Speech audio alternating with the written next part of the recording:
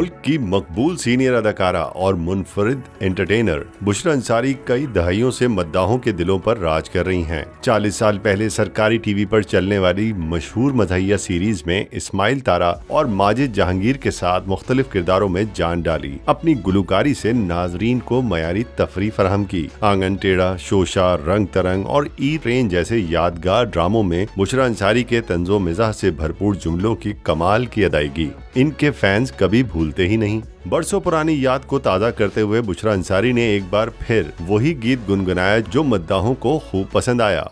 तुझको कसम है मेरी नाना हाथ खाली, दुबई जाने वाले कहती है ये करवाली। मद्दाह भी दुबई जाने वाले गीत को अपने अपने अंदाज में गाते और खुश होते रहे। तुझको कसम है मेरी नाना हाथ खाली, दुबई जाने वाले कहती है ये करवाली।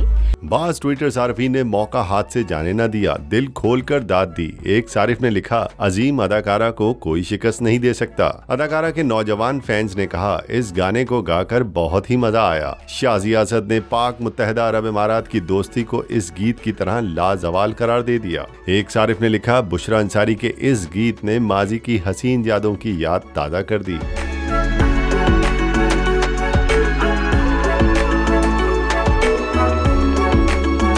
कोई कुछ भी कहे, संजीदा किरदारों के साथ साथ मज़ाहिया किरदारों के साथ को भी कमाले फन के साथ निभाने वाली बुशरा अंसारी को तवज्जो हासिल करने का फन खूब आता है।